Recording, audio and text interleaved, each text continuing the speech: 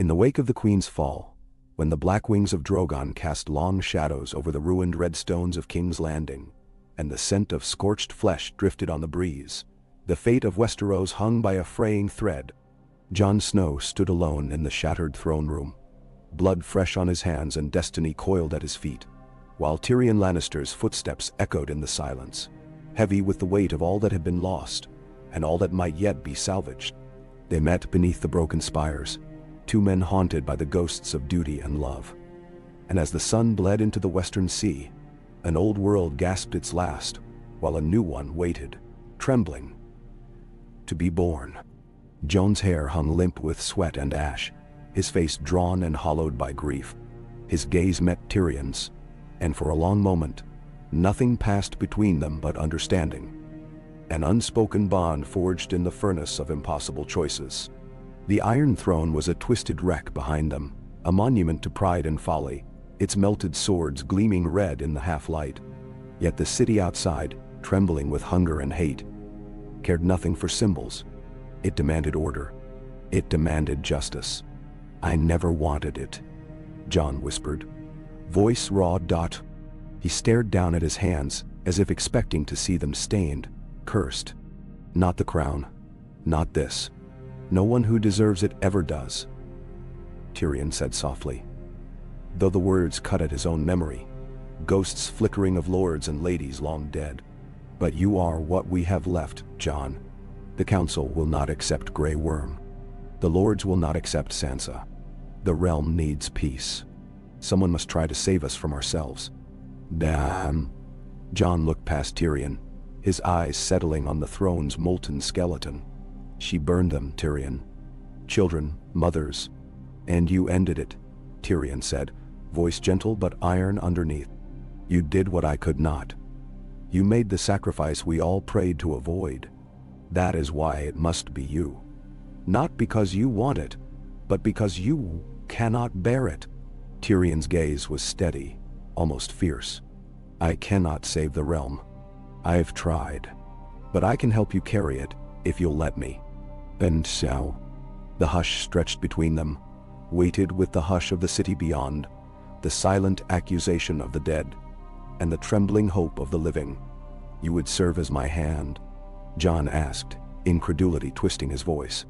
"After everything?" Tyrion's lips twitched in a weary, sardonic smile. "My life is a tapestry of bad decisions and worse consequences. Let this be my last chance at redemption. I have nothing else left to offer, and nowhere else to go.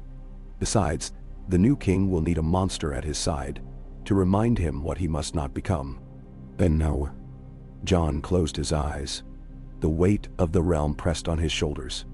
But as the first shouts of the council's approach echoed from the scorched corridors, he nodded. "Then let it be so. Hand of the king." So it began. The lords and ladies of Westeros gathered in the dragon pit, wary and wary-eyed. A parliament of survivors arrayed against the dying of the light. Sansa Stark stood beside her brother, her face pale but proud, while Arya lingered in the shadows, dangerous and wild. Gendry Baratheon, the new Lord of Storm's End, shuffled his feet, glancing nervously at the ruined skyline. Samwell Tarly, earnest and plump, clutched a stack of ancient parchments to his chest. Yara Greyjoy, grim and salt-stained, stood apart, her jaw set in stubborn defiance. Even Brienne, broad and golden, watched with a silent, wary hope. Jon spoke with the voice of a man who would rather be anywhere else, but whose heart would not let him flee. He did not promise glory or conquest, nor did he wear a crown. Instead, he spoke of peace, of rebuilding, of mending the wounds that ran deeper than any blade. And when his voice faltered, it was Tyrion who steadied him, who spun words into bridges, whose tongue soothed tempers and tamed suspicions. "We have known fire and blood," Tyrion declared, his eyes sweeping the gathered lords. "We have seen kings and queens rise and fall. We have watched children burn and cities crumble. Enough. Let this be the last war for the Iron Throne. Let this be the first council for a kingdom of peace." A murmur of uncertain hope stirred the air, trembling but real. It was Sansa who spoke first, her voice proud but edged with northern steel. "The North will remain free. Jon is my brother, and I will support his rule, for the sake of peace. But the North will answer to no king." Jon nodded, no protest rising to his lips. "So it will be. The North is yours, Sansa. I ask only for friendship and alliance, nothing more." A flicker of relief crossed her face, mingled with gratitude. She reached out, her hand closing around his. The others followed, each offering fealty or alliance, each negotiating the terms of a new realm. Yara demanded the Iron Islands' independence, and Jon, weary and just, granted it. Gendry offered the Stormlands in exchange for peace and recognition. Sam spoke for the Reach, promising bread for the hungry. Even the Dornish envoy, silent and mysterious, agreed to terms for the sake of the sunlit future. It was done. The council rose, battered but unbroken, and named Jon Snow their king, not by right of birth, nor by conquest, but by consent, by necessity, by the hope that the man who killed his queen might have the strength to heal what remained. And so, when Jon turned to Tyrion and named him Hand of the King, no one protested. Even Sansa, whose eyes burned with memory and warning, said nothing. She understood the cost of power and the price of loneliness. The first days of Jon's rule were chaos and exhaustion. Fires still smoldered in the city, the dead lay unburied, and hungry mobs prowled the streets. The Unsullied, leaderless and grieving, bristled at every order, while the Dothraki vanished into the countryside, leaving only dust and fear in their wake. It was Tyrion who took command, who found food in the ruined cellars, who ordered the cleansing of the wells, who set stonemasons to work patching broken walls. He met with the city's merchants, the faith-shattered priests, the frightened smallfolk. He spoke with a silver tongue and a memory long enough to remember every slight, every promise.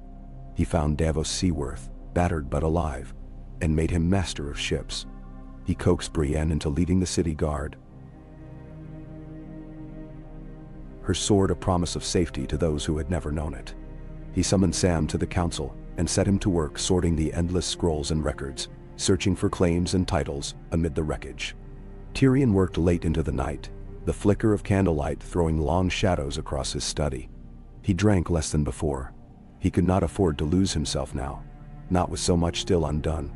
Sometimes, as the moon rose over the city, he would pause to stare at the battered throne, thinking of his brother's corpse beneath the stones, of Shay, of Varys, of Daenerys, and all the rest.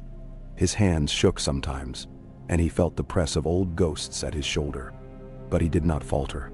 One night, as dawn crept over the black water, Jon found Tyrion slumped over his desk, a map of the city spread before him, wine untouched at his elbow.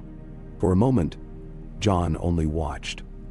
The rise and fall of the dwarf's breath, the stubborn set of his mouth, the lines carved by years of sorrow and wisdom. Then Jon stepped forward and laid a hand on Tyrion's shoulder. "You saved the city," Jon said quietly. Tyrion did not look up. "Not enough. None of us could save her," Jon said. And it was not clear if he spoke of the city or Daenerys. "But we can do better now, together." Tyrion's hand closed over Jon's. "Then let us begin." The weeks bled into months, and slowly, painfully, the city began to heal. The fires were quenched. The dead were buried with honor. Grain from the Reach and the Riverlands fed the starving.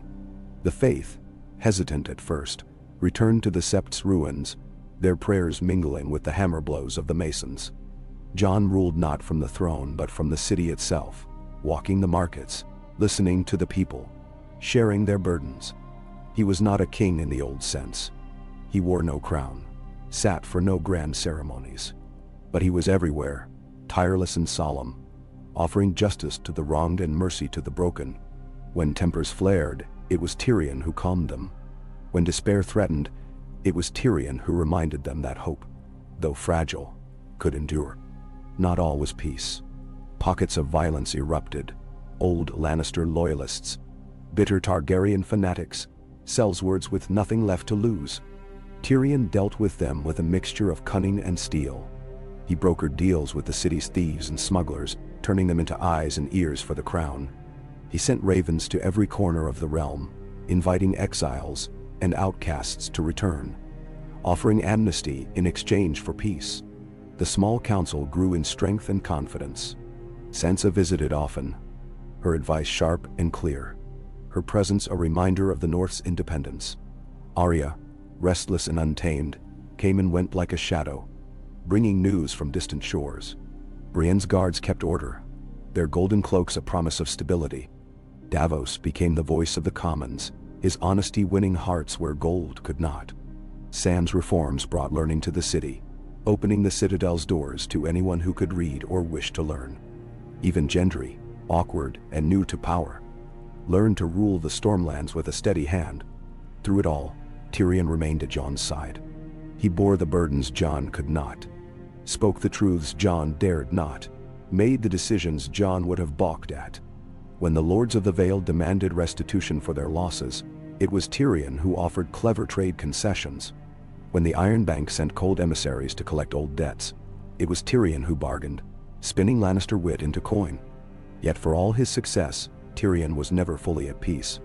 The city remembered. He walked the streets and heard the whispers: Kinslayer, Queen's betrayer, dwarf. Some spat at his feet, others threw rotten fruit. But Tyrion endured. He understood the price of power, and he had paid it in full. It was on a chill morning in late autumn that a new threat revealed itself. Reports came from the riverlands of outlaws gathering in the woods, of old banners unfurled, black and red, gold and crimson. Some claimed a new pretender, a child with silver hair, had survived the sack. Others swore they had seen dragons in the sky. Jon called a council in the great hall, his face drawn with worry. Tyrion listened to the reports, weighing each rumor with the cold logic that had carried him through a lifetime of peril. "We cannot fight another war," Jon said, his voice weary. "The realm won't survive it." Tyrion nodded. "Which is why we must end it before it begins." "Let me go, Jon. Let me speak to these rebels. There are always men who long for old glories, who cannot accept a world changed. But gold can soothe their wounds, and words can bind their pride. I will offer them amnesty, lands, titles, a seat at your table. If they refuse, we will know the true measure of their threat." Jon hesitated, but in the end, he relented. Tyrion left the city with a small retinue, Brienne at his side, Davos commanding the ships. They rowed hard for the Trident, seeking the truth behind the tales. They found only smoke and sorrow. The would-be king was a pretender, a boy dressed in borrowed finery. His followers a ragged mob of broken men and starving women. Tyrion spoke to them not as a lord, but as a survivor. He promised food and shelter, not vengeance. Some accepted, others fled. A few, desperate and proud, attacked. Brienne's sword made quick work of them. When they returned to the city, Tyrion was changed. The suffering he had seen, the desperate hope that burned in the eyes of the lost, haunted him. He urged Jon to open the city's gates, to welcome refugees from every corner of the realm, to offer bread and peace instead of swords and chains. Jon listened. The city swelled with new life.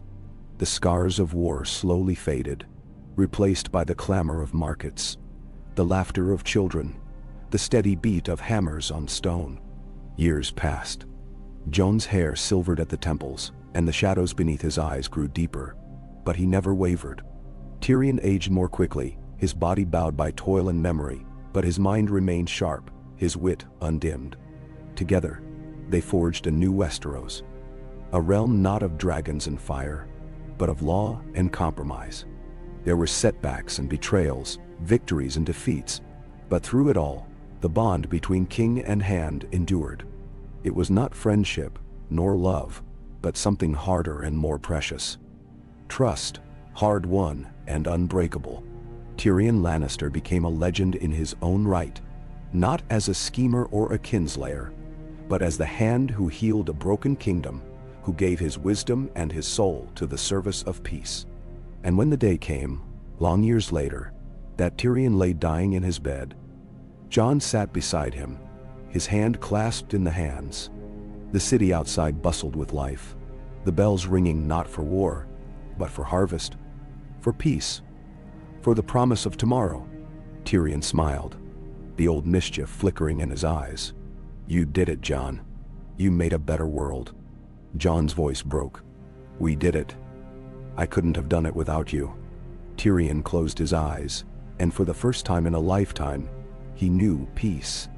In the years that followed, songs were sung of the Wolf King and his lion hand, of a city risen from ashes, of a realm forged in hope.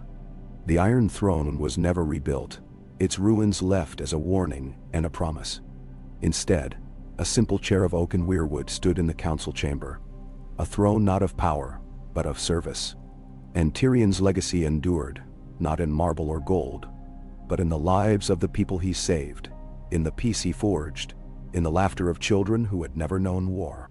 The last bells of winter had fallen silent, and the city stood beneath the cold, clear light of early spring. Old snow melted in the alleys and gutters of King's Landing, washing away the soot of dragonfire and the dried blood that stained the stones. In the Red Keep, the council met in a chamber hung with new banners. Simple, unadorned, white as snow. The Iron Throne had not been replaced.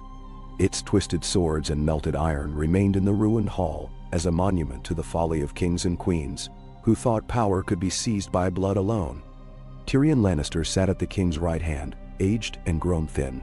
His hair turned from yellow to ghostly white in a matter of a few years. His eyes, however, were bright and alive, unbowed by the weight of memory or the burdens of the realm. He still wore his father's signet ring, though none now recognized its power. Across the table, Jon Snow presided, never at ease, never proud, but steady, the first king of Westeros, chosen not by blood, but by the counsel and will of those left standing. His beard had grown in, flecked with gray, and his cloak was plain, the direwolf of Stark stitched in black on one shoulder. Samwell Tarly, now Grand Maester, read aloud the petitions and reports with a measured care, pausing to clarify a phrase, skipping a line, or asking for mercy in the pronunciation of some distant place. Gendry Baratheon, master of the Stormlands, scratched his cheek with calloused fingers and shifted restlessly. Sansa Stark, queen in the north, visited more often, her counsel crisp as a fresh winter wind. Arya Stark, when she appeared at all, spoke rarely and watched always. Brienne of Tarth stood behind Jon's chair in gleaming armor, her hand always close to the hilt of her sword. This morning's business was typical. A famine in the Dornish marches, a dispute over the Blackwater's fishing rights, a matter of inheritance in the Vale. All the wounds of a realm that had nearly bled to death were slow to close, and new disputes festered where old ones had just healed. Tyrion listened, his gaze steady, fingers drumming lightly on the table. He spoke only when he must, never to impress, always to clarify or cut to the root of a problem. If the fishermen of the Blackwater fight over eels and lampreys, let them. But if they come to blows over silver, send the city watch to remind them whose peace they enjoy. Or to Sansa, Queen of the North, the harvest from the Reach has been lighter this year. Will Winterfell spare some of its own stores for Old Town's orphan houses, in return for river salmon next autumn? The business of governance was often dull, sometimes cruel, and always necessary. Jon listened with grave patience, his hand sometimes tightening on the arm of his chair as tempers frayed or old wounds reopened. He did not rule by decree, but by listening, by choosing which words to weigh, which grievances to address, and which hopes to feed. When the council ended, Tyrion lingered behind, waiting until the others had departed. The halls echoed with the retreating footsteps of Gendry and Sam, the measured tread of Sansa's guards, Arya's near-silent step. Jon stood at the window, looking down at the city spread out below, its roofs patched with snow and new timber. It never ends, Jon said softly. The dead are buried, but the living find new ways to hurt each other. Tyrion limped over, his stride slow but unbroken. That's the work, Your Grace. As long as there are people, there will be pain and hope, and the endless business of mending what breaks. Jon's lips twitched, almost a smile. Your Grace, you only say that when you think I'm being foolish, or when you're being wise enough to doubt yourself. That's when you're most kingly. Jon looked at him sidelong. Does it ever get easier? Tyrion shook his head, a soft laugh escaping him. The lies, perhaps. The burden, never. He joined Jon at the window, gazing at the sunrise. But if you wish, I will lie and say it does. That is, after all, the hand's duty. Jon's silence was answer enough. In the months that followed, Tyrion's reforms began to take root.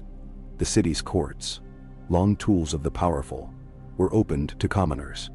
A jury of townsfolk, merchants, and artisans was chosen for every case of theft or violence. Brienne's gold cloaks were forbidden to accept bribes on pain of exile. Slowly, painfully, the people of King's Landing came to trust that justice, for the first time in living memory, might not be for sale. Davos Seaworth, made Lord of the Narrow Sea, patrolled the Blackwater and the coast, driving pirates back to the Stepstones, protecting the grain convoys from Braavos and the Arbor. Trade with the free cities resumed, though the scars of old betrayals lingered. Samwell Tarly and the Citadel sent healers and food to the countryside, teaching basic medicine to the small folk. Tyrion pushed for the training of new maesters, chosen not for birth, but for merit and curiosity. Girls and bastards among them. The scandal of Old Town be damned. The Queen of the North sent food and stone, and the lords of the Riverlands sent timber and skilled laborers to help rebuild the city's walls. Jon ordered the construction of a great hall for the council, its pillars carved with the sigils of every great house: Stark, Baratheon, Martell, Arryn, Tully, Greyjoy, Tyrell, Arryn, Tully, Greyjoy, Tyrell, even Lannister, for Tyrion would not have the past erased. No one spoke of Daenerys in those chambers, but sometimes, as the shadows lengthened, Tyrion would pause at the ruined throne and whisper a prayer for her troubled soul. He did not forgive himself, but he endured, as he always had. Word came, one spring evening, of a riot in Flea Bottom. Two gangs, both claiming the old Targaryen blood, brawling over a lost dragon egg, said to have survived the sack. Tyrion rode with Brienne and a handful of the gold cloaks, the city's night air sharp with frost and the promise of violence. Flea Bottom was alive with shouts, curses, and the clash of knives. Tyrion knew these streets well. He had drunk and whored here, had run from angry fathers and broken men. Now he returned not as a Lannister, but as the king's hand, the symbol of the realm's fragile order. Brienne's presence alone was enough to scatter the worst of the crowd, her greatsword flashing in the moonlight. Tyrion found the ringleaders, a pair of boys, barely old enough to shave, faces marked with old scars and new blood. They were fighting over a stone, painted in bright green and red. Not a dragon egg, but a child's bauble. Tyrion had them brought before him in the street, the crowd pressing close, hungry for a spectacle. He knelt before the boys, his eyes level with theirs. "You want a dragon's egg?" Tyrion asked. "Why? To be king? To rule the ashes?" The taller boy, bold in the crowd's presence, spat on the ground. "Better to die a dragon than starve like rats." Tyrion shook his head. "Better to live as men and make something of this city." He signaled to Brienne, who gave each boy a loaf of bread and a silver coin. "Bread for now," Tyrion said, "and work if you want it. We are building new walls, and the city needs strong backs. Or you can keep fighting for stones and stories. It is your choice." Now, most of the crowd drifted away, muttering. A few stayed, their faces thoughtful, hope warring with old mistrust. Brienne rode back with him in silence. At the keep's gate, she halted, her armor gleaming in the torchlight. "You shouldn't take such risks, my lord," she said. Tyrion smiled, weary. "I am not my brother, Brienne. If a boy with a rock is the worst that haunts my dreams, I will count myself lucky." She watched him for a long moment, her eyes troubled. "You did well. They will remember." "I hope they remember the bread, not the coin," Tyrion said softly. With spring came other visitors, envoys from Dorne, merchants from Volantis, even a shy, clever young princess from the Summer Isles who spoke of trade and shared rule, not conquest. Tyrion greeted each with a cup of Arbor gold and a tale from his travels, turning old enmities into new alliances, careful not to promise more than the realm could give. Jon found himself beset by small folk and lords alike. They brought grievances and requests, blessings and warnings. Some begged for old privileges to be restored, tax exemptions, the right to judge their own vassals, ancient customs long twisted to serve the great houses. Jon, advised by Tyrion, listened but rarely gave ground. There can be no return to the old ways, Tyrion told the council. We can mourn what was lost, but we must not let it blind us to what can be built. The wheel must stay broken, or it will crush us all again. Jon nodded, but the weight of those choices pressed on him. At night, he walked the ruined halls of the Red Keep, listening to the wind whistle through broken stone, thinking of Ygritte, of Daenerys, of all the dead who had trusted him to make something new. Arya visited sometimes, coming and going with the tides and the moon. She brought news from the west, rumors of a wild land, rich with strange beasts and stranger people, a world unscarred by Targaryen fire or Lannister gold. She offered Jon a chance to leave it all behind, to sail with her, and find peace beyond the reach of thrones and banners. Jon shook his head gently. I cannot run from what I owe. I have to stay, Arya.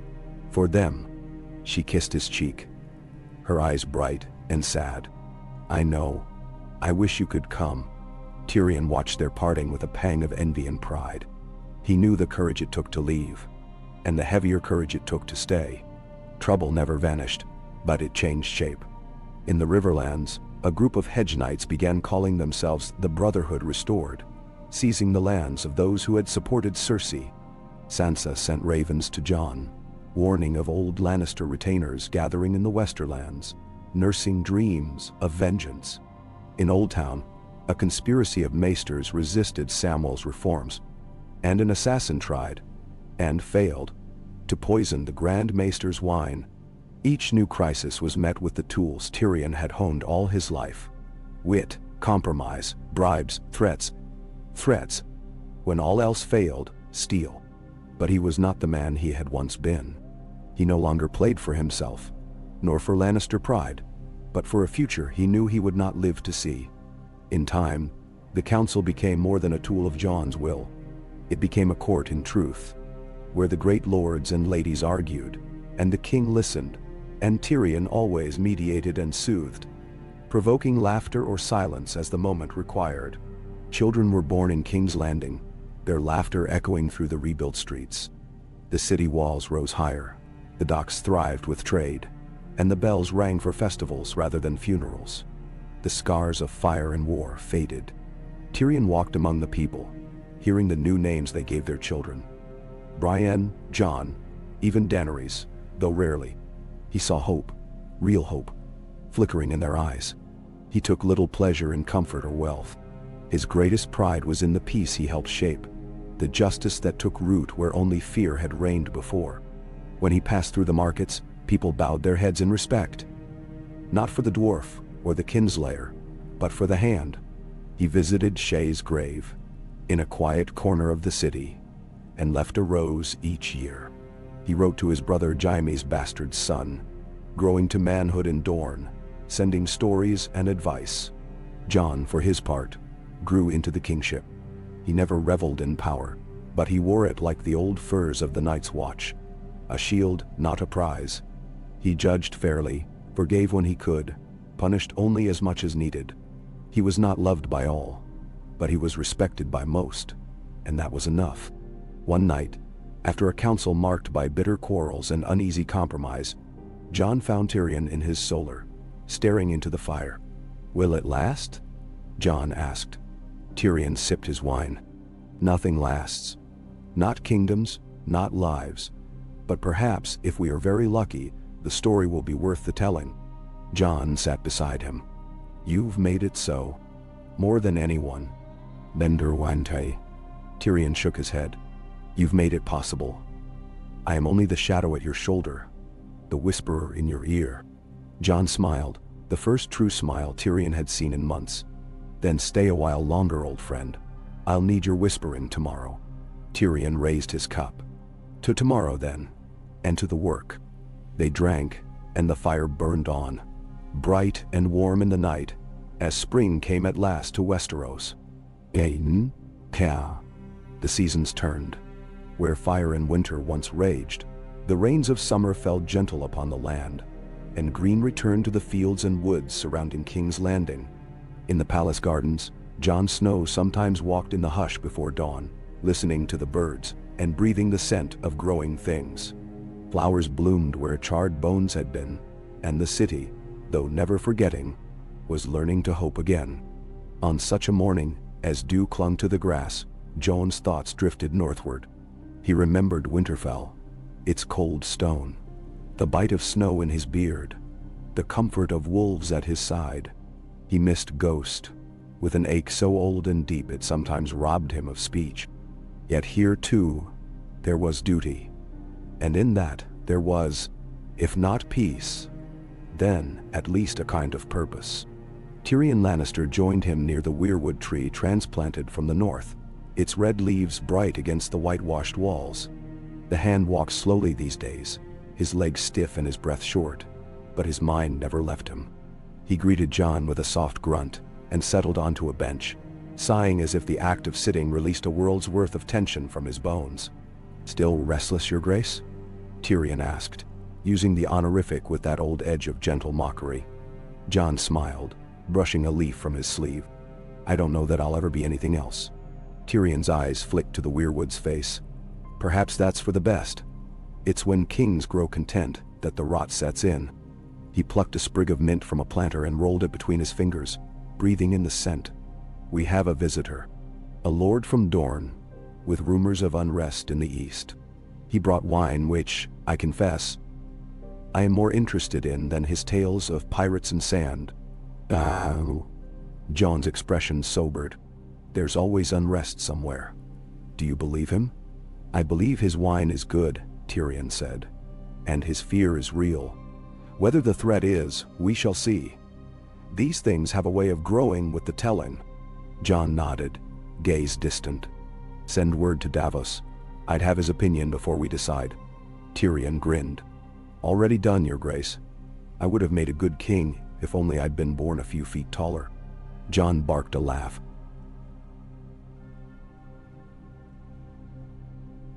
Sharp and unexpected. For a moment, the years fell away, and he was just a man among friends, not a king atop a fragile peace. "You'd have hated it," Jon said. "Far too much walking." "Gods forbid," Tyrion replied, and for a while they sat together in companionable silence, the kind that needs no words. Later, in the council chamber, the lords and ladies gathered. Samwell, Sansa, Gendry, Brienne, the newly arrived Lord Aerys of Sunspear. The Dornishman was dark-eyed, sharp-featured, and his hands never strayed far from the hilt of his curved dagger. His banners had been seen in the shadow of the Stormlands, and rumors ran thick as flies in the city's alleys. "My king," Aerys said with a sweeping bow. "There is a fleet gathering near the Stepstones. Pirates and sell sails, some say with Targaryen gold to pay them. The Red Wine fleet cannot stop them alone. If they land, they'll raid the coast from Dorne to Oldtown." Jon listened, weighing every word. "Have you proof these pirates are paid by Targaryens? There are many who claim lost dragons for their cause." Aerys spread his hands. "Rumor, not proof. But coin is moving. Ships built in Volantis, soldiers speaking the old tongue. And there are those in Dorne who dream of the old alliances, the old blood. They see weakness in peace, Your Grace." "Bah," Tyrion interjected. "And so you come to us. Gold? Swords? Ships? Alliance," said Aerys, his eyes flicking to Sansa, then to Jon. "Let Dorne help police the seas. Let us prove our loyalty. Give us command." Sansa's lips curled into a knowing smile. "Or let Dorne carve a new principality from the chaos and claim a seat higher than the rest." Tyrion raised a hand to forestall the brewing argument. "Let us not mistake honest warning for ambition, nor ambition for treachery. Lord Aerys, you will have ships and men, but Brienne of Tarth will command the fleet, and Davos Seaworth will advise her. The Dornish may join, but they will not rule." Aerys bristled, but bowed. "Ace the hand commands." The council moved on.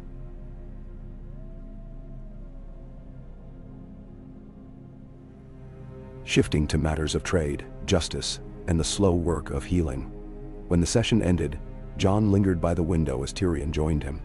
"You trust him?" Jon asked quietly. "No," Tyrion replied. "But I trust his fear. Let us see what he does with it." Then see.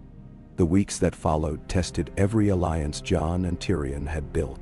Brienne sailed with Davos and a mixed fleet, royal, northern, and Dornish banners flying together for the first time since the days of Aegon's conquest. They hunted pirates along the coast, sometimes fighting, sometimes parleying. The sell sails were poorly led, their gold running thin, and within a month, the threat faded. Yet the seeds of unrest had been sown, and Tyrion knew better than most that some seeds grew in darkness, only to sprout when least expected. Sansa returned north, warning Jon that the Vale's young lord was growing restless, his regents greedy and unwise. Arya sent a raven from Braavos, hinting at strange movements in the free cities, new sellsword companies forming, names like Dragon's Heir whispered in the smoky taverns. Even Sam, poring over the old archives, found troubling records of exiled Targaryen loyalists in Lys and Myr, gathering their strength and biding their time.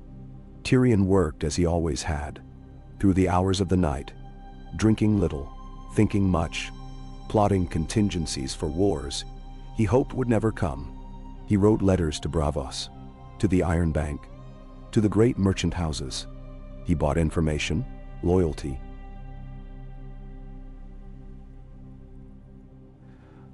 Silence.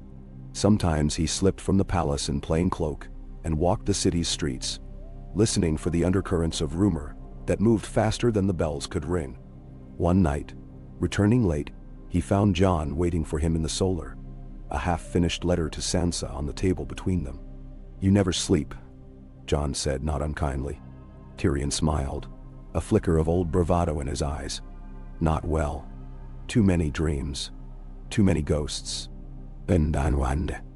Jon poured them both a cup of wine and sat opposite him, the fire burning low. "I used to think peace would be simpler than war. That all we had to do was survive the fighting, and the rest would follow. Peace is a battle of a different sort," Tyrion said. "The weapons are words, the wounds are slower to heal, and the casualties are never counted." Jon nodded, swirling the wine. "If it comes to war again, real war, will you still serve me?" Tyrion set his cup down, considering. "If you become a tyrant, I will oppose you. If you lose yourself in vengeance, I will remind you of mercy. But if you remain as you are, honest, just stubborn as a mule, I will serve until the end. And beyond, if there is anything beyond." "Ben?" Jon smiled, weariness and gratitude warring in his eyes. "That's all I can ask." The next years saw Westeros changing in ways small and great. The Citadel opened new branches in King's Landing and Old Town, teaching healers and scholars from all walks of life. Samwell's reforms took root, though not without resistance. Maesters grumbled, but the commoners cheered when girls and bastards began wearing the chain. Sansa's north prospered, its harvests feeding the hungry in the south. Gendry rebuilt the Stormlands, opening the smithies to orphan apprentices and offering new lands to those displaced by war. A new law, the gift of the crown, allowed landless men and women to petition for farms and homes in the ruined countryside, provided they worked the land themselves. Tyrion, seeing the need for new blood, encouraged immigration from the free cities, offering citizenship and safety to those willing to swear fealty to the crown. The city's population swelled, its streets echoing with strange tongues and fresh hope. Trouble came, as it always did. A riot in the city market, spurred by an unscrupulous merchant cheating new arrivals. A plague in the west, carried by travelers from the narrow sea. Tyrion coordinated the city's response, enlisting the faith, the maesters, and the watch. He oversaw the burning of tainted clothing, the isolation of the sick, the distribution of food and wine. Some cursed him for the harshness of the measures, but when the sickness passed and the dead were fewer than feared, the curses faded to grudging respect. One day, as Tyrion walked the market with Brienne, a small girl approached him, clutching a half-eaten apple and a battered doll. "Are you the king?" she asked, looking up with solemn eyes. Tyrion knelt, meeting her gaze. "No, little one. I am only his hand." She nodded, considering. "My mam says you're the real king, because you make the rules." Tyrion smiled, ruffling her hair. "Your mam is wiser than most, but it's best not to say so too loudly." He gave her a copper coin and sent her on her way, the laughter of children ringing after him. Brienne grinned as they walked. "You've won them over, my lord. Even the little ones." "I was always better with children than with lords," Tyrion replied. But his voice was wistful. That night, as he watched the city's lanterns twinkle in the dusk, Tyrion felt an unfamiliar lightness in his chest. He had known sorrow, loss, betrayal, and pain. But now, at the end of his life, he saw what he had never dared hope for. A realm that, if not perfect, was at least better than what had come before. Years later, the lords and ladies gathered once more in the new Great Hall. No longer the dragon pit, but a sunlit chamber of oak and glass, its walls carved with the histories of old and new. Jon Snow, older, grayer, but still unbowed, presided over the council. Sansa was white-haired and regal, Arya tanned and sharp-eyed from her journeys, Sam well-fed and content, Gendry a giant among men, Brienne still standing guard, her armor bright as ever. Tyrion, frail but upright, sat at Jon's right hand, his signet ring glinting in the morning sun. They debated the usual matters: trade, justice, alliances, the education of a new generation of maesters and knights. But this day was different, for the city outside was alive with celebration. A festival of peace, the anniversary of the war's end. The people sang, danced, and feasted in the streets. Bells rang, not for death, but for joy. Jon raised his cup to Tyrion. "Without you, there would be none of this. I owe you more than I can ever repay." Tyrion's voice was weak, but clear. "The realm owes you more, Jon Snow. You are the king it never deserved, but the one it needed." Jon shook his head but did not argue. "Will you rest now, Tyrion? Will you let yourself be at peace?" Tyrion looked out at the city, at the banners waving in the summer breeze, at the children running in the streets, their laughter brighter than gold. "Perhaps, for the first time in my life, I think I might." As the council broke for the feast, Tyrion lingered a moment longer, watching the sunlight dance across the stones. The city he had helped save was noisy, crowded, alive. Not perfect, but good enough. He turned to Jon, a smile on his lips. "Come, your grace. The people are waiting." Jon helped him up, and together, king and hand, they walked into the light, where the cheers of the city rose around them like a benediction, and hope, however fragile, endured. Night fell over King's Landing, and the city thrummed with a gentle, festive noise. Lanterns bobbed in every alley, paper dragons drifted through the sky on hidden wires, and laughter echoed against the newly mended walls. Jon Snow stood at the edge of the great square, his direwolf cloak trailing behind him, his crownless head bare to the breeze.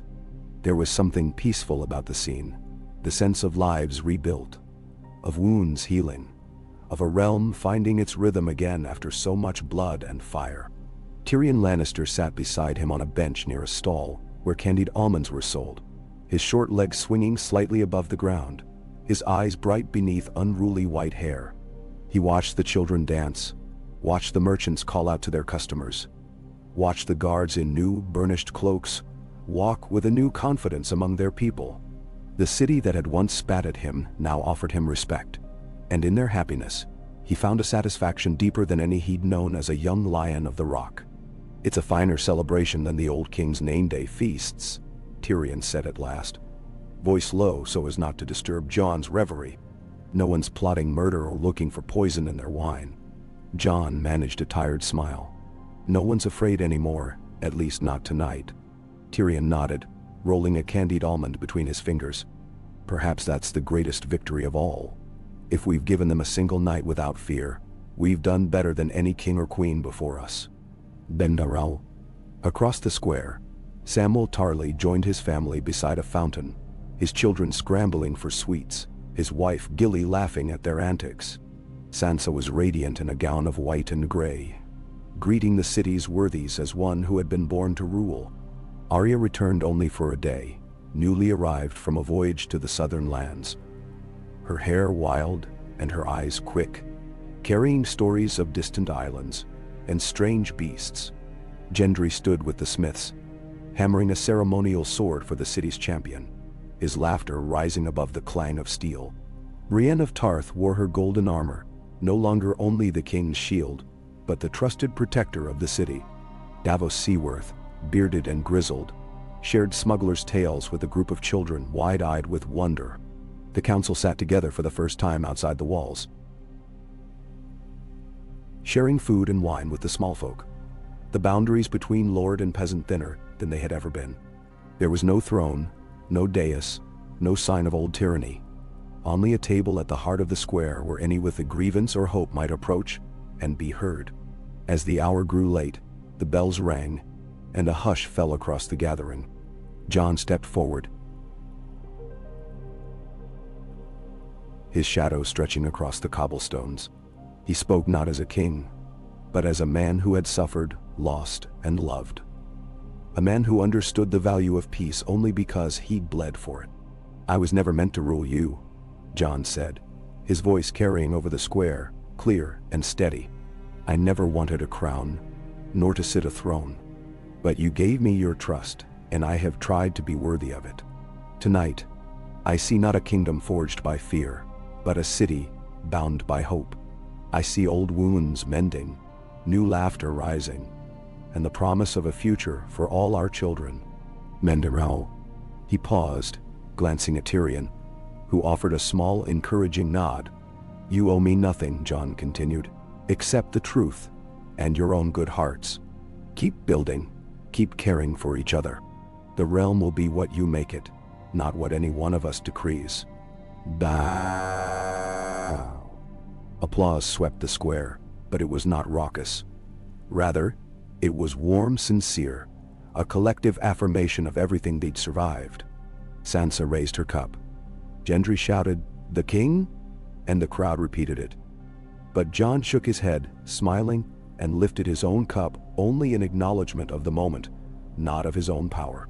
When the cheers faded, Tyrion pulled himself up from the bench, his joints creaking. "It's almost enough to make me believe in happy endings," he murmured. Too soft for any but Jon to hear. Later, in the council chamber, the night's revelry faded to a memory. The lords and ladies returned to business, for peace was never permanent and required tending, like a garden always threatened by frost. Gendry brought news of a failed harvest in the western Stormlands. Sansa reported on northern traders seeking new routes through the Neck. Arya, restless, described strange banners seen along the summer sea, gold and black, dragons and krakens entwined, old symbols revived by new pretenders. Sam detailed an outbreak of fever in the Crownlands, urging that food and healers be sent at once. Tyrion listened, his mind sharp despite his fatigue, weaving the threads of news into a tapestry of risk and opportunity. He gave orders quietly, sending trusted agents to investigate the new banners, dispatching ravens to the north, and instructing the city's apothecaries to prepare for the fever's spread. He reassured Jon with a brief glance. No, this was not the start of another war, not yet, only the endless labor of holding the kingdom together. After the council, Jon lingered. "We did well tonight," he said. "But tomorrow, the work begins again."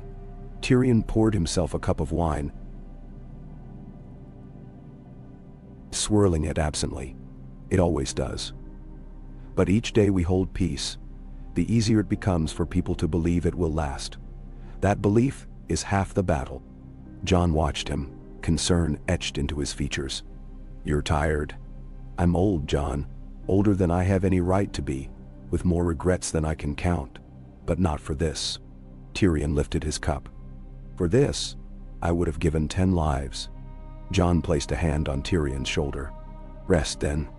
Let Sam take the lead for a while." Tyrion grinned. Hell bore them all into submission. Perhaps that's what peace really is. The following weeks brought more challenges, as if the gods themselves could not abide too much contentment. The fever spread faster than Sam had feared, felling hundreds in the city before the healers managed to contain it. Jon rode out to comfort the dying, while Sansa coordinated relief from the north. Tyrion spent his nights in the counting rooms, bargaining for grain and medicine with merchants who remembered the old days and were not above profiting from pain. Yet it was not only sickness that threatened the fragile calm. Word arrived of a small force landing near Duskendale. Sel's words flying the banner of a black dragon on red, claiming descent from a lost branch of House Targaryen. In years past, such a threat would have drawn swords and fire, but Jon, advised by Tyrion, responded differently. Brienne led a small, disciplined force to meet them, while Tyrion penned letters to the mercenary captains, offering gold and pardons in exchange for peace. Some took the offer, melting away into the countryside.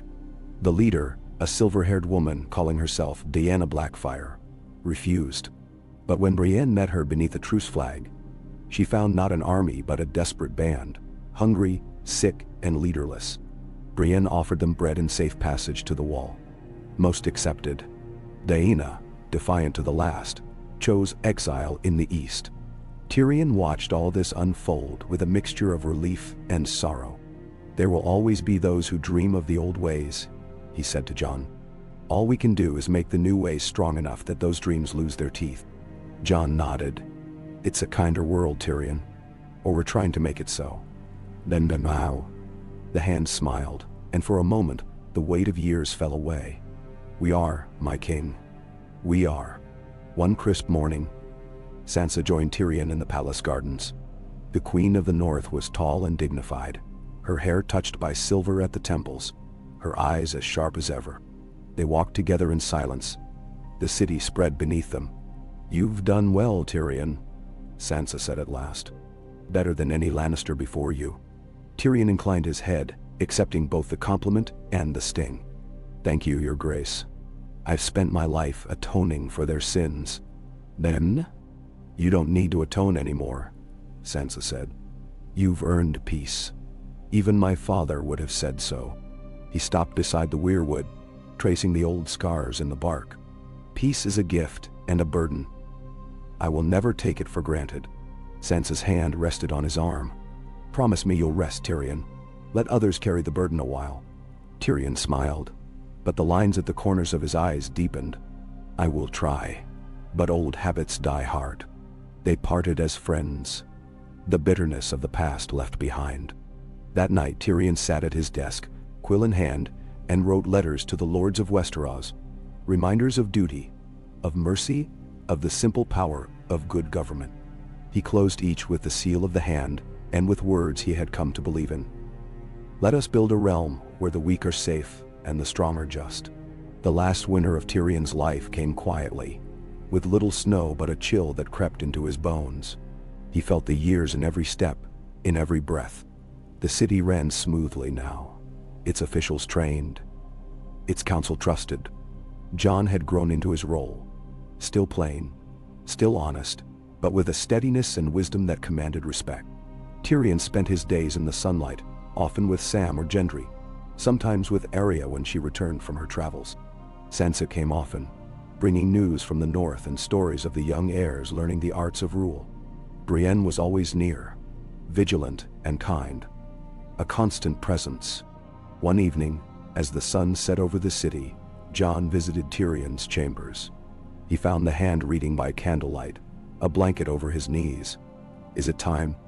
Tyrion asked, his tone light. "Not if you can help it," Jon replied. "But the council is waiting. They want your blessing for the next generation." Tyrion stood, leaning on his cane. "Then let's give it to them, Jon. Let's show them how to end a story." They walked together into the council hall, where the lords and ladies stood in quiet respect. Tyrion took his place at Jon's right hand for the last time. "My friends," Tyrion began, his voice clear, "we have endured war, famine, and sorrow. We have seen the worst of men, and the best. Let us remember that power is only ever lent, never owned. Rule with justice, led with humility, and never forget those who cannot speak for themselves." Bender. He sat, exhausted, but satisfied. Afterward, Jon accompanied him back to his chambers. "You did more than anyone could have asked, Tyrion."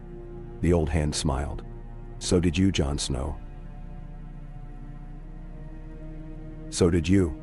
That night, As the city slept, Tyrion Lannister passed from the world, his last thoughts not of Lannisport or Casterly Rock, but of the laughter in the streets of King's Landing, the children safe in their beds, and the simple hope that the peace he'd built would outlive him.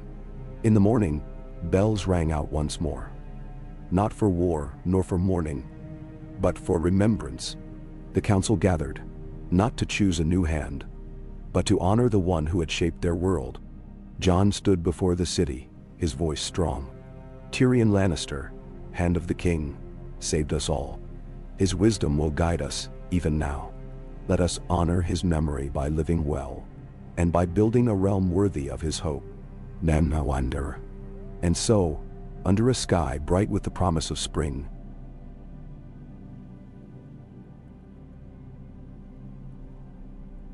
the city mourned and celebrated, and the legacy of the king in his hand became legend, a tale of loss and healing, of friendship and sacrifice, and of a peace forged in fire, but kept, at last, in mercy and light.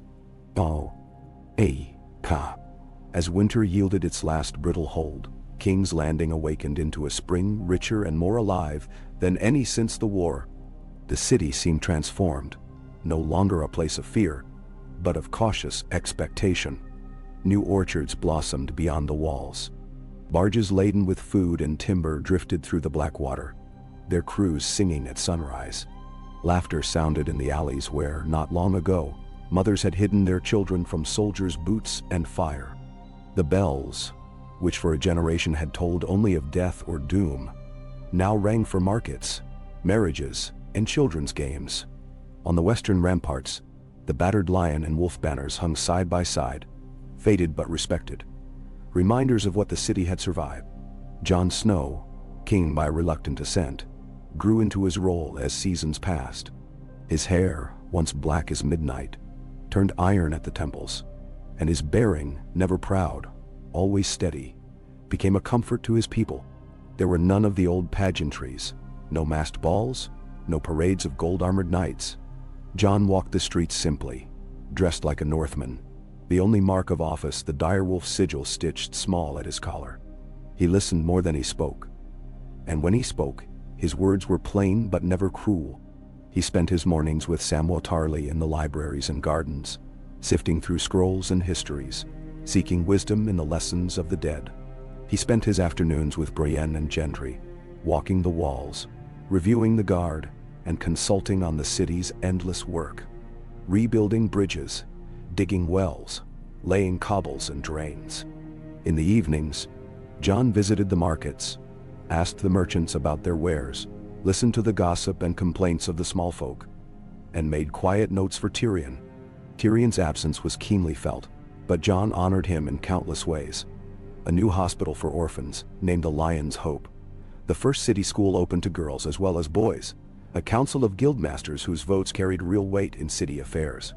The city's first legal code, debated and written in plain language, was finished within the year and distributed as small, hand-copied books.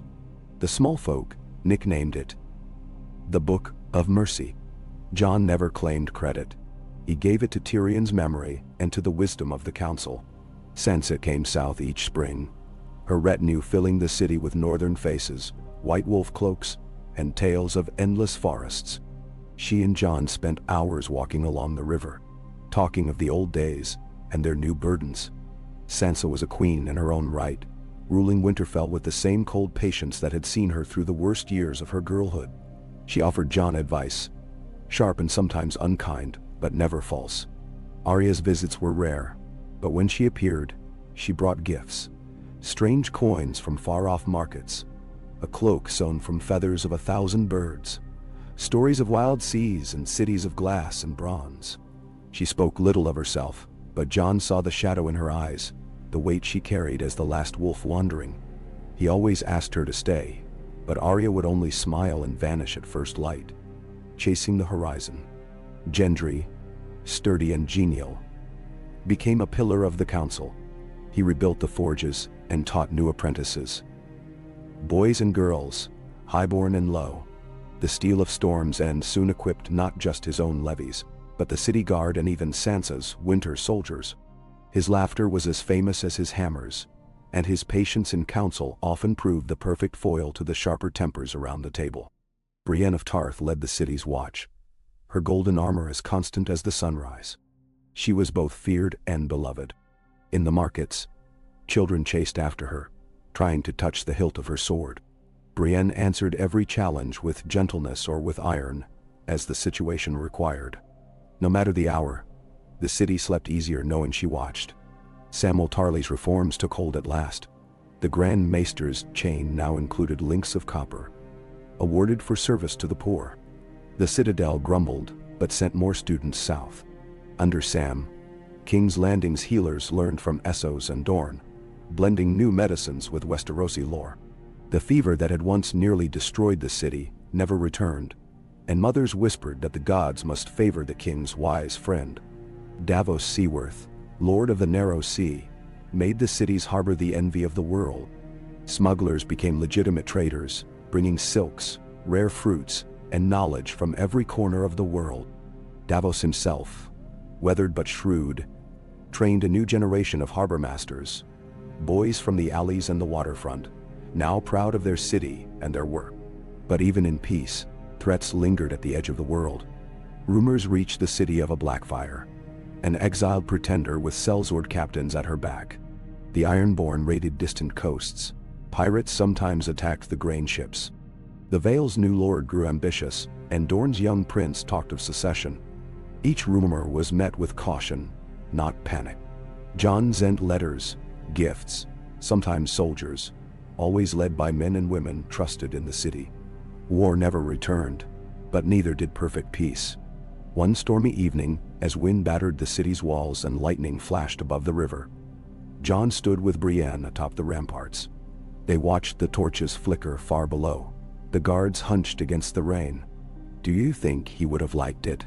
Jon asked, voice almost lost in the wind. Brienne considered. Lord Tyrion?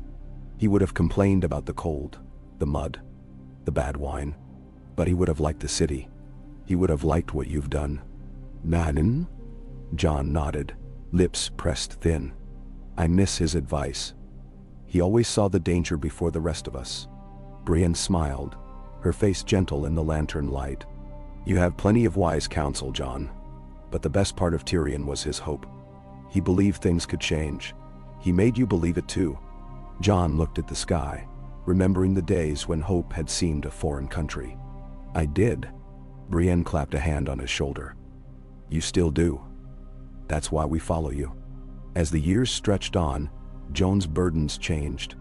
Children born in the city now saw peace as the way of the world, not a rare miracle. Old soldiers became teachers and builders.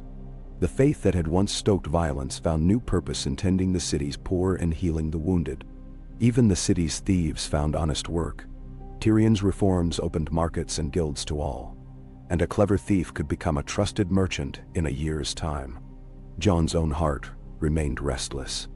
He took no wife, though noble houses sent daughters every spring. He had loved and lost too deeply to seek comfort in politics, and the people respected his choice. They said he was married to the realm itself, that he would die a king, but leave no heir. As the first snows of a new winter dusted the city, a strange hush fell. Jon's council gathered for a feast in the great hall. Sansa, Brienne, Gendry, Sam, Davos, Arya newly returned from the east, and a dozen others. They sat at a round table carved of weirwood and oak, the walls hung with banners old and new. There was no throne at the head. Jon took his place as an equal among his peers.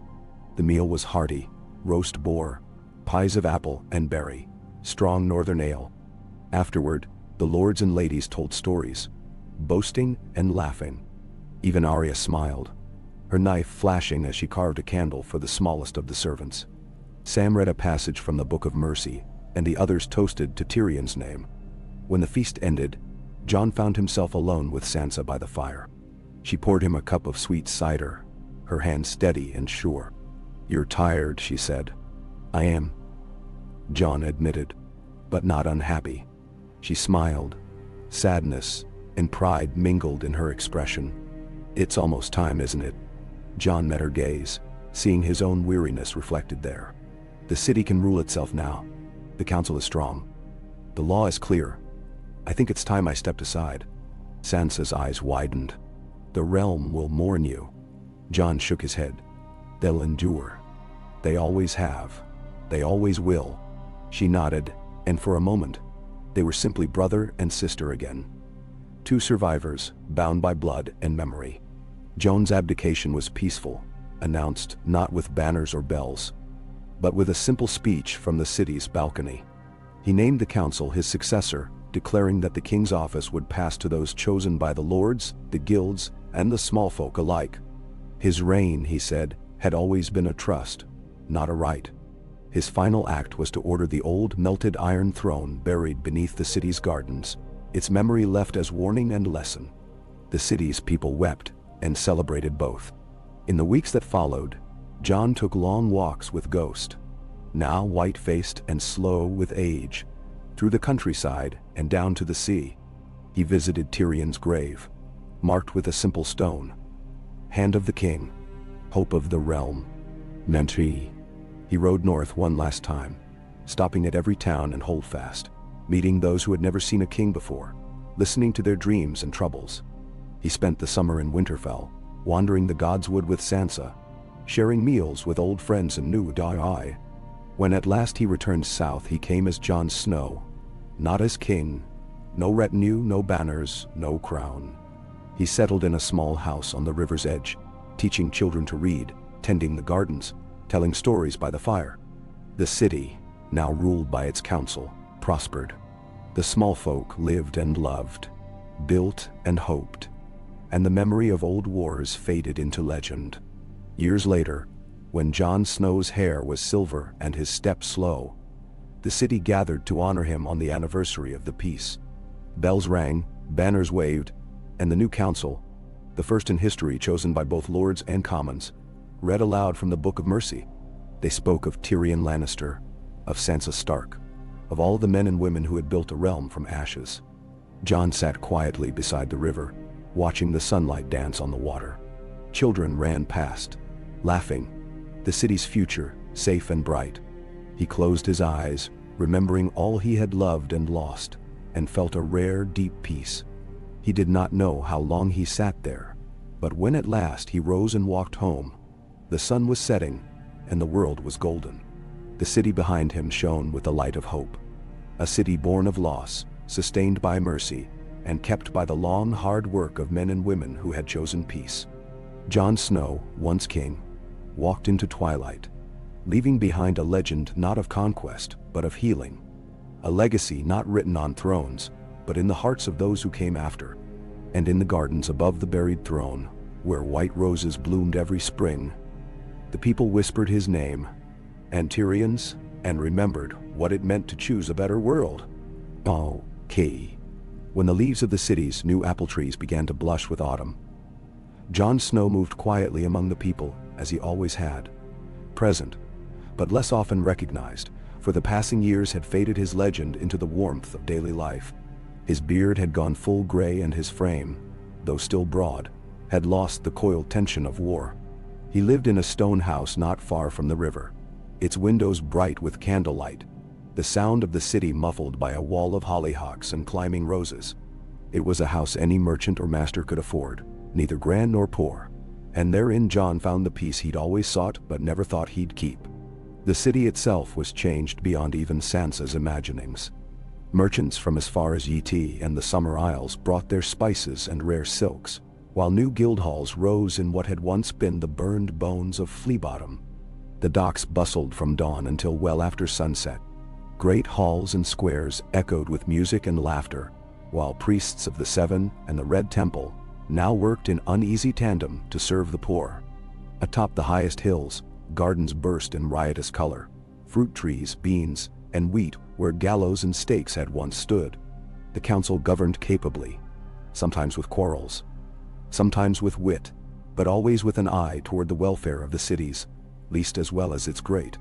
Samwell Tarly, venerable and white-bearded now, guided the learning of young minds in the city's first great school, a a soaring marble building adorned with glass and sunlight. Gendry, grizzled but ever good-natured, led the Smiths' Guild, his hands scarred but deft, his laughter rolling like thunder down the streets when he walked among his apprentices. Brienne, still strong as a winter oak, wore her armor only for ceremonial occasions now, though it was said the city's watch walked straighter just for seeing her near. Sansa Stark remained in the north, but traveled south more often as the years passed. Her sons and daughters grew strong, inheriting the calm poise of their mother and the careful intelligence of their uncle. She brought news of wild wolves multiplying in the hills, of harvests bountiful beyond memory, of a realm that remembered hunger, but had learned not to hoard. Arya came and went like the wind, older but unbowed, her eyes still sharp and wary, her tales from far lands stirring awe in the city's taverns and the children's imagination alike. One day, when the sun was bright, but the wind had a bite, a young girl named Alice stumbled into Joan's garden. She was one of the city's orphans, sharp as a fox, her hair a tangled mop, her clothes patched and stained. She came not to beg but to ask for a story. Jon welcomed her, sitting with her in the late sun, and spoke of the Wall, of direwolves and dragons, of men who became friends, and of mistakes forgiven. "Did you ever regret being king?" she asked, eyes fixed on his weathered face. He smiled, thinking of Tyrion, of Daenerys, of all the ghosts whose voices filled his quiet hours. "I regret much, but not the chance to do good. Even when I failed, it mattered that I tried." Alice nodded solemnly, then pressed a clumsy bundle into his hands. "Apples and small river stones. For you, my lord. For your story." She darted away before he could thank her, vanishing into the alley with a wild, hopeful energy that reminded him of Arya as a child. As dusk fell, Jon placed the apples and stones on his small hearth. He watched the fire dance and listened to the city, content. That autumn brought with it a challenge, a test not of arms or cunning, but of patience and faith. A drought settled over the southern reach, shriveling crops and sending hungry men to the roads. Grain prices rose, and those who had hoarded in secret now sought to profit. The council met day after day, Sam urging rationing, Gendry organizing distribution, Sansa sending what stores she could spare from the north. Jon, too, attended these sessions, offering no edicts but much experience. He counseled the council to trust the people, to speak honestly of the hardship ahead, to share what could be spared, and explain why no more could be given. He reminded them that the peace Tyrion had built was not a shield against want, but a compact of shared sacrifice. The city's small folk, recalling winters gone by, did not riot or pillage. Instead, neighbors shared bread, and the orphans who once lived in fear now found warm beds in the city's houses and temples. The council's messengers walked openly in the streets, reading the news and plans from the Book of Mercy, urging calm and care for one another.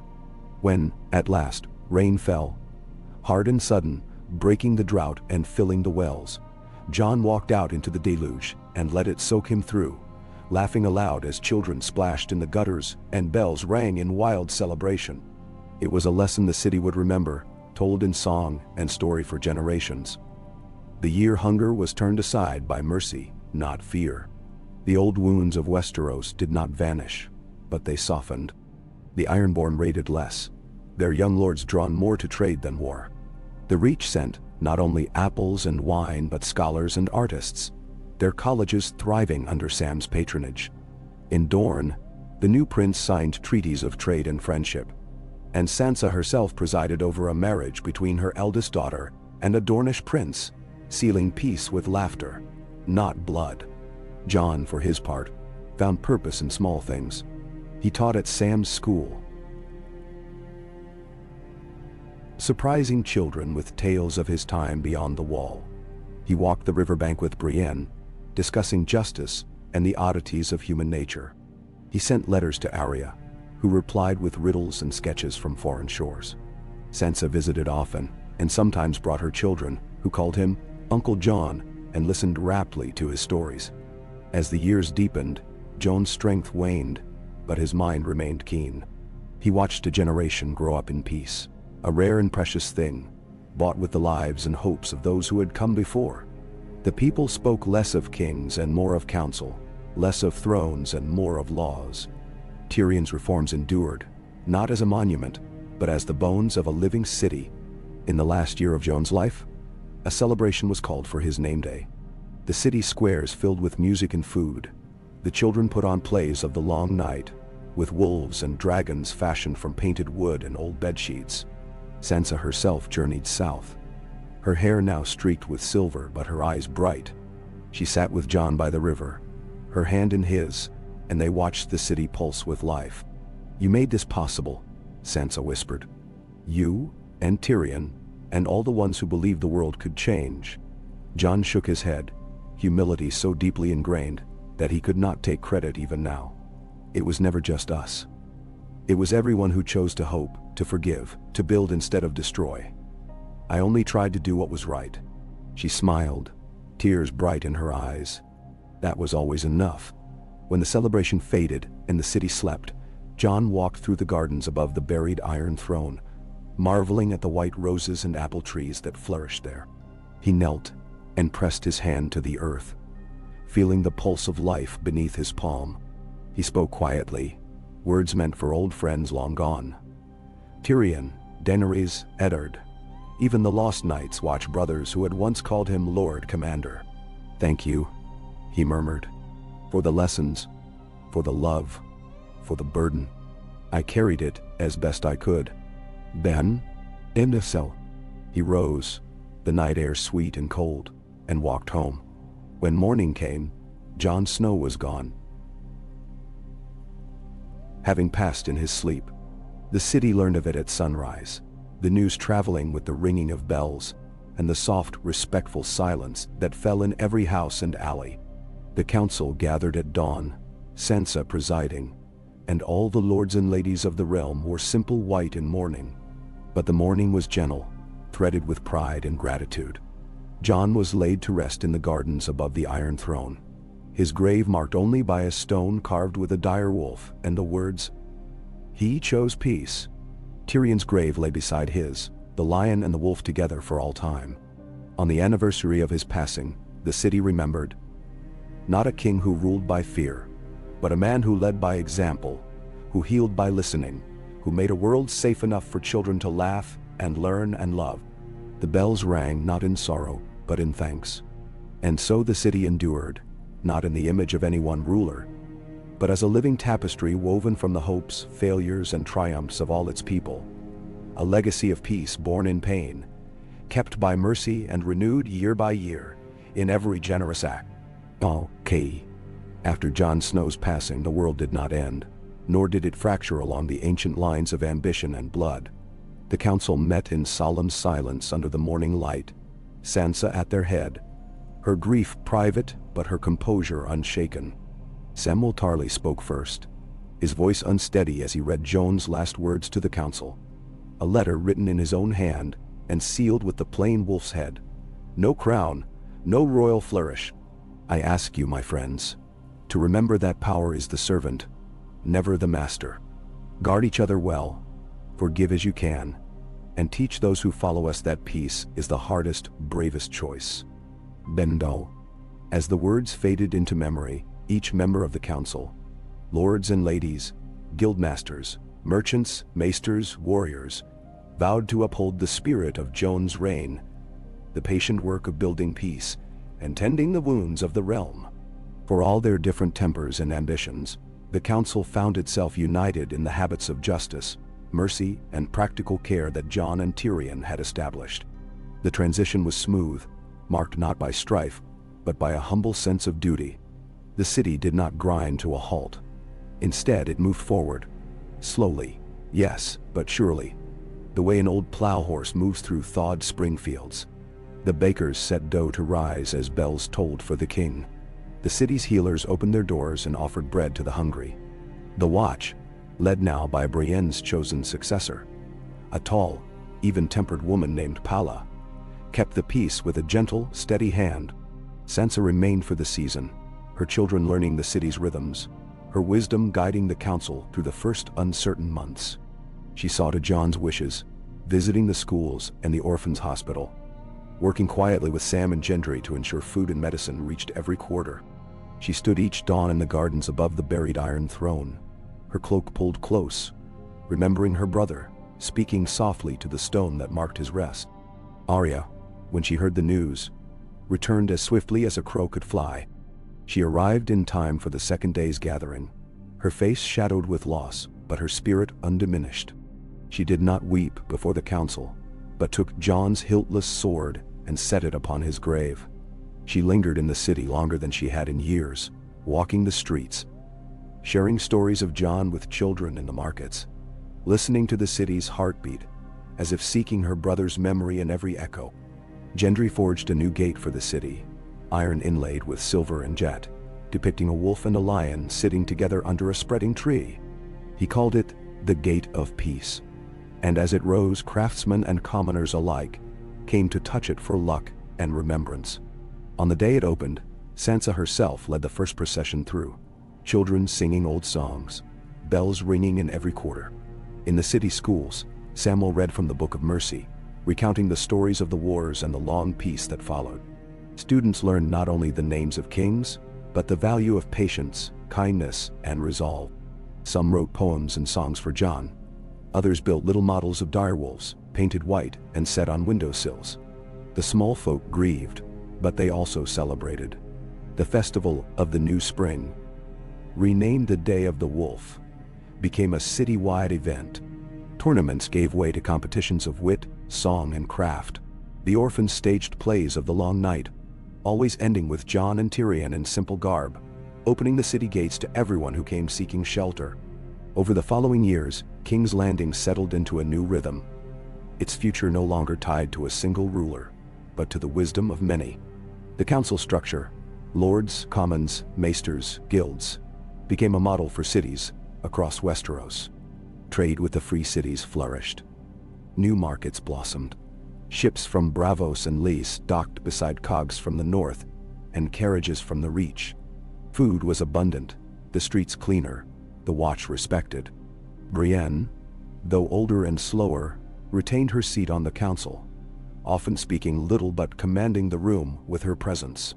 Her counsel carried the weight of her experience, and her dedication to the city's justice was legend. She sponsored duels only rarely. Her greatest victories, she said, were the ones that ended in a handshake, not blood. Sam's health faded, but he passed his office to a young woman of the city, Meera, daughter of a cobbler, whose passion for knowledge and kindness for the poor had earned her a copper link. Under her, the city's healers advanced, and apprentices came from the far corners of the realm to study beneath her roof. Sansa's own children took roles within the city and the north. Her eldest son, Edric, became the city's ambassador to Winterfell, riding between north and south, carrying letters and trade agreements, building trust where suspicion had once ruled. Her youngest daughter, Lya, took to wandering the city's alleys in the guise of a baker's apprentice, learning the lives of the people she would one day represent. Arya grew restless again as the years passed, but she returned for each festival, slipping through the crowds, sometimes taking a child's hand to lead them on wild adventures. Her legend grew. The Lady Wolf, untamed and free, who watched over the city in secret. Gendry trained his last apprentice, a quiet girl from the Summer Isles, whose hammer song would be heard in the city long after his own arms had weakened. The guild he built became a haven for the city's lost and clever, a place where birth meant nothing, only skill and hard work. Not every challenge vanished. There were years when crops failed, and times when tempers flared. Drought struck the Reach, and ships sometimes brought fever from the east. A handful of lords, hungry for old power, plotted in secret, but were exposed by the council's diligence and the loyalty of the city's commons. The Ironborn tested the western coast again, only to find themselves outmatched by Davos' navy and driven off with little bloodshed. Threats that would once have sparked war now ended with negotiation, patience, and a steady hand. The city's traditions evolved. The festival of the Day of the Wolf grew in splendor, but also in meaning. In the gardens, white roses bloomed each spring atop the graves of Jon and Tyrion, and people gathered to tell stories, some true, some myth, all cherished. Children wore wooden crowns and wolf masks, acting out the stories of old, ending not in violence, but in forgiveness and laughter. No one remembered the Iron Throne, save as a warning carved in lessons, as a symbol of what was buried beneath the roots of the garden, giving strength to the new life above. The city became famous not for its kings, but for its peace. Travelers came from distant lands to study its council, to learn how a city could thrive without a tyrant, and how a people could govern themselves. In the small house by the river, Joan's memory lived on.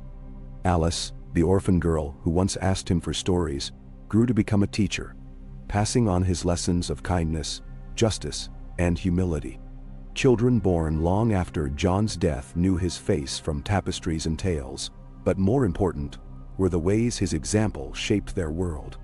They learned, as he had learned, that true power was quiet, that the smallest kindness mattered, that peace was never easy but always worth the fight. Decades passed. The children of the city became its new lords and counselors, its smiths and healers, its chroniclers and teachers. The legends of war faded, replaced by stories of festivals, of gardens, of debates in the sunlit council chamber. The Book of Mercy remained at the heart of city life, amended by each generation, its pages worn, but always legible.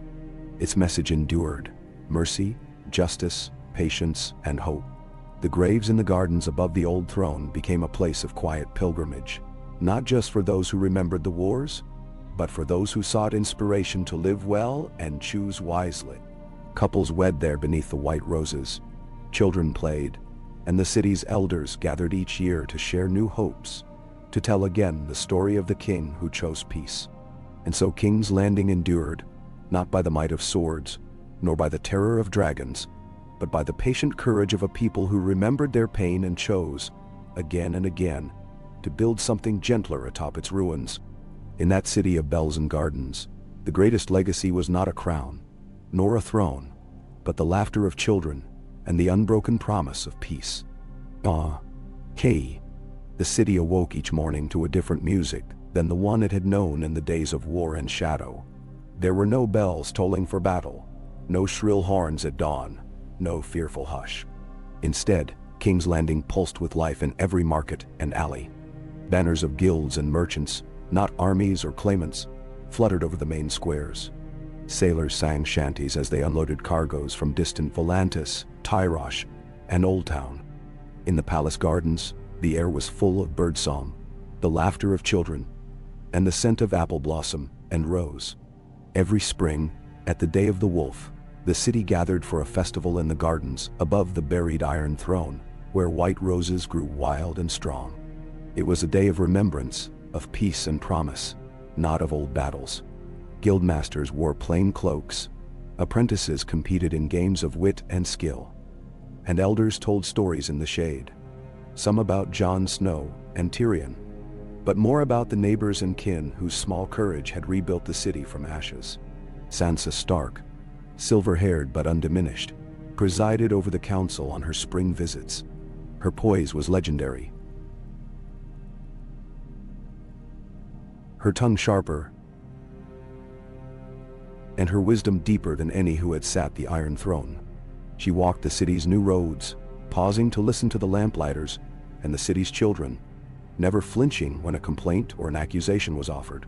Her own children, Edric, Lya, and Beth, served now among the counselors and envoys, carrying North and South together in their manner and voice. The North, under her steady hand, remained proud and free, but never estranged. Samwell Tarly's successor, Mira, guided the city's learning as the Grand Maester. Under her, schools multiplied, one for every major district, another at the docks, and more in the outlying villages. She invited healers from Dorne, scholars from Bravos, and herbalists from the Summer Isles. The schoolyards were full of noise from dawn to dusk, and every child, orphan or lord's heir, learned their letters and numbers, their histories and songs. The city's first library was built on the ruins of a burned sept, its stones repurposed, its shelves always full. Gendry's Guild was a beacon for all who wanted a place and a craft. His own hair was streaked with white, and his hammer blows no longer rang as far as they had in youth. But his presence inspired loyalty in 100 apprentices.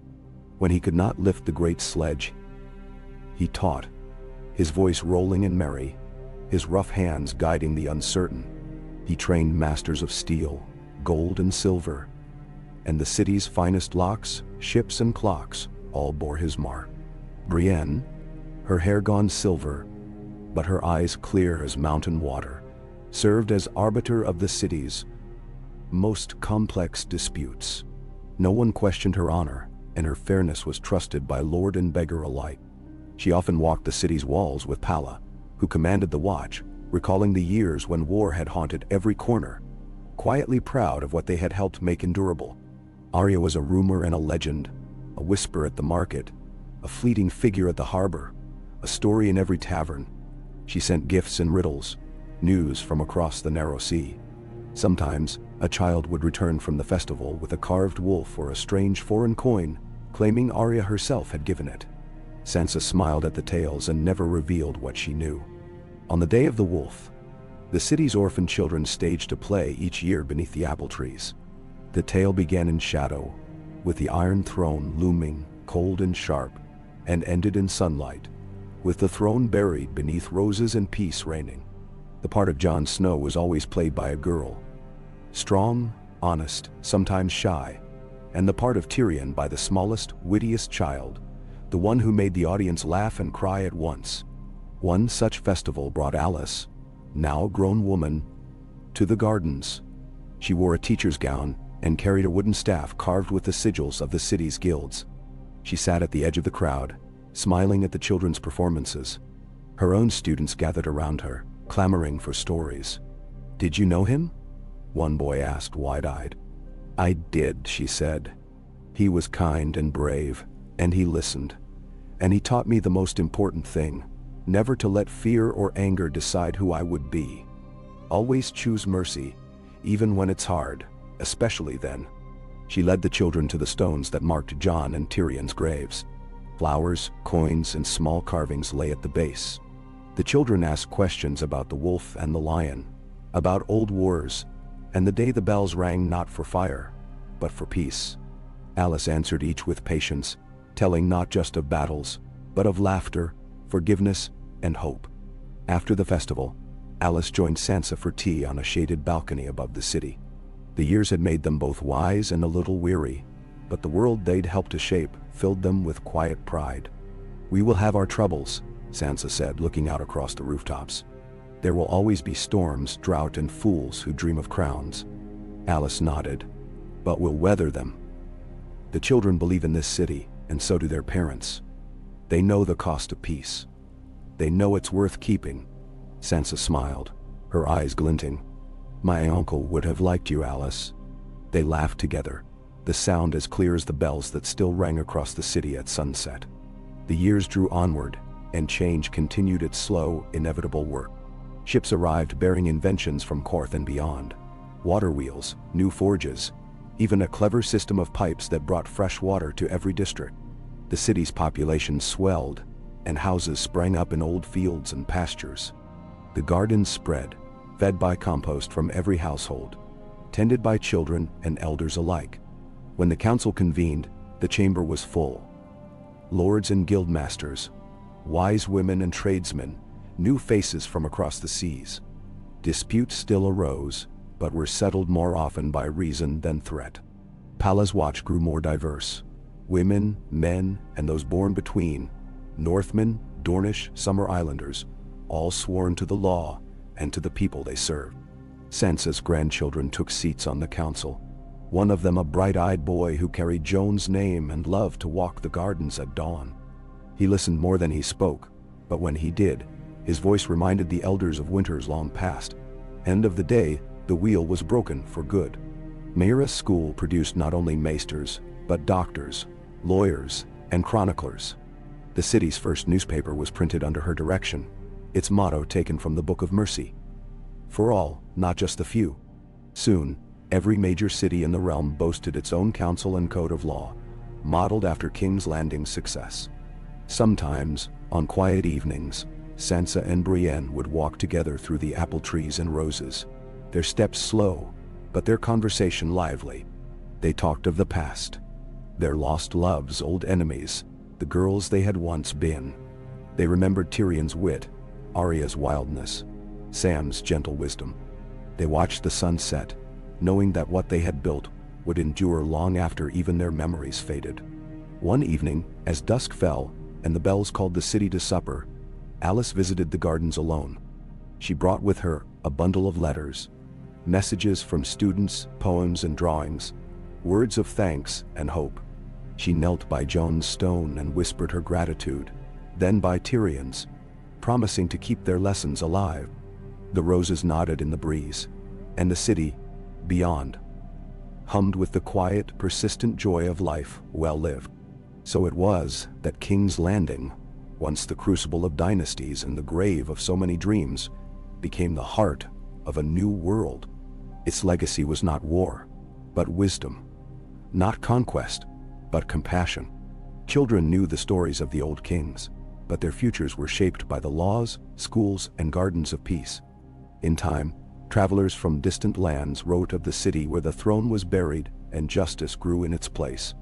They wrote of the day of the wolf, of the lion's hope, of the book of mercy, and the laughter of children echoing in the streets. And they wrote of the two graves in the garden, one for the wolf, one for the lion, side by side forever, as the city's living heart beat on, and the bells of peace rang for generations yet to come.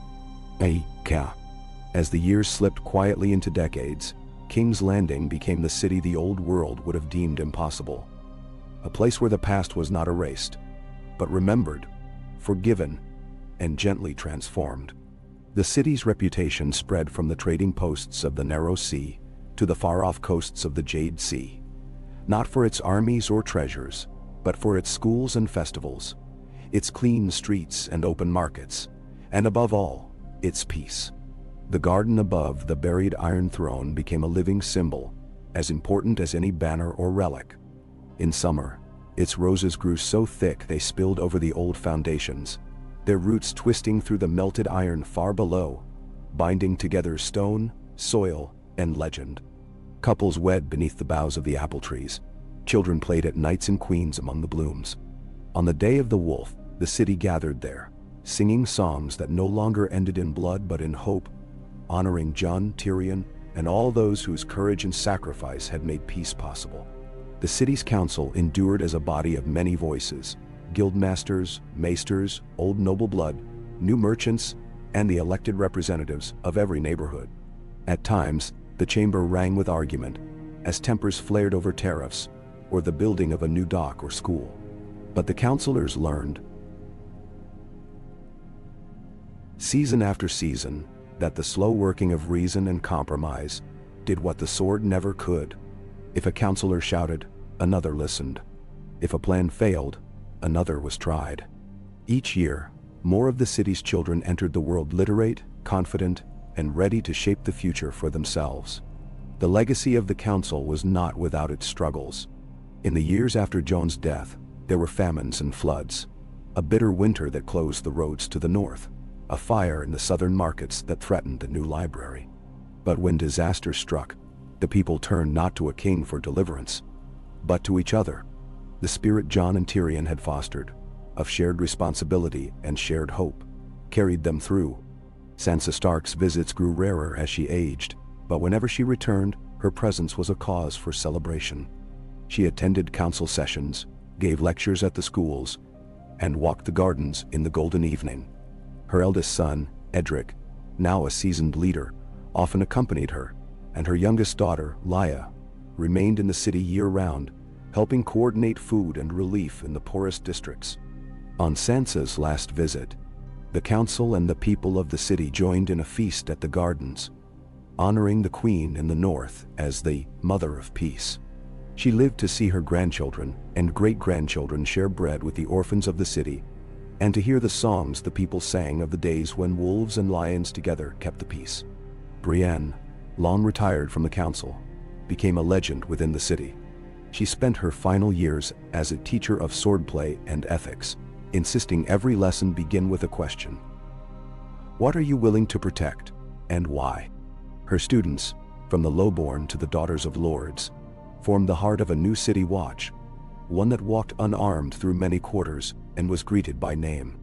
When Brienne died, the bells of King's Landing rang not in mourning, but in a slow, solemn tribute, and the city's children lined the streets with white flowers as her coffin passed. Samuel Tarly lived to see his school produce the city's first physicians, its first legal scholars, its first female master of ships.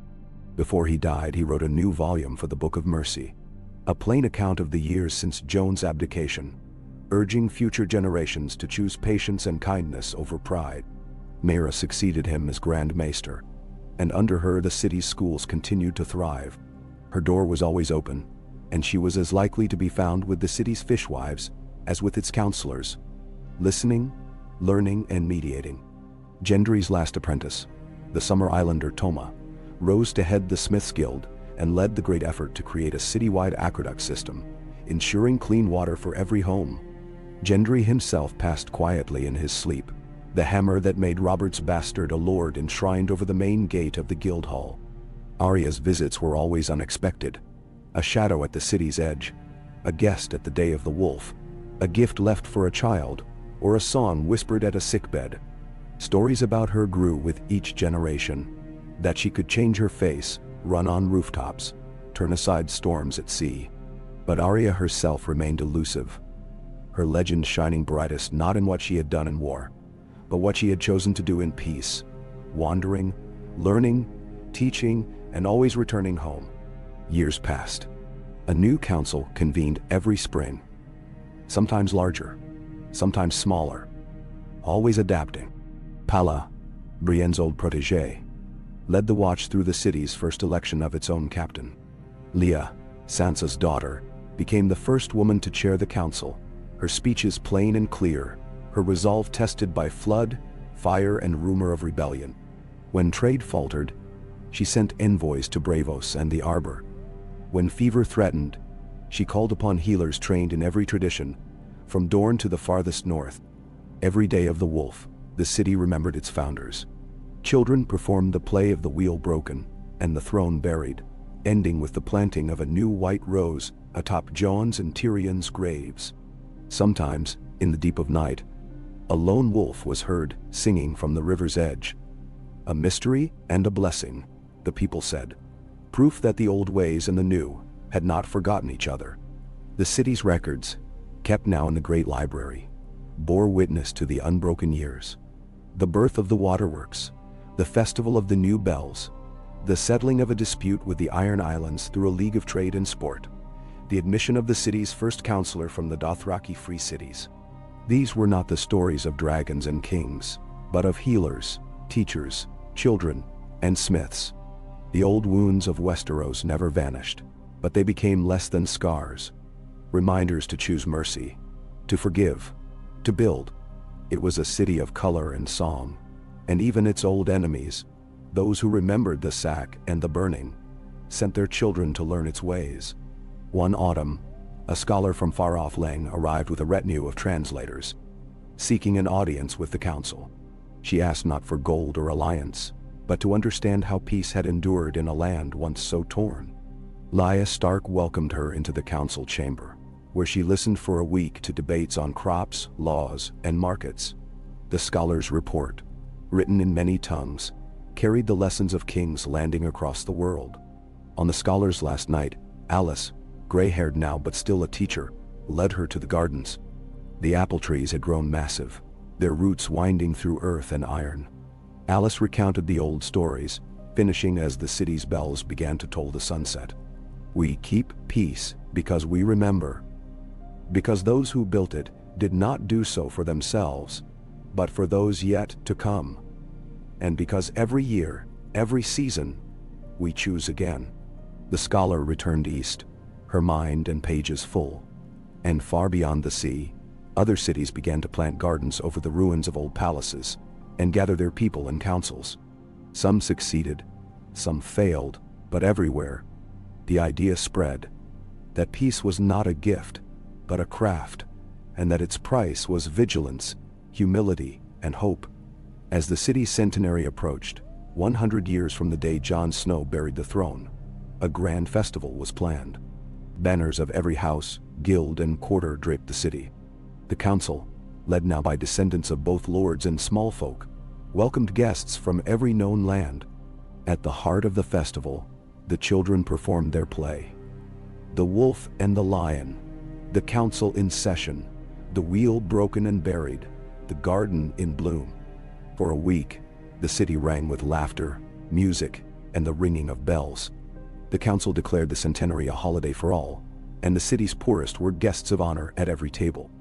On the final night, beneath the starlit sky, the council gathered in the garden, placing new stones beside the old, each inscribed with a single name and a pledge to the peace they had inherited and would protect. In the silence, as the bells tolled midnight, the elders of the city spoke together.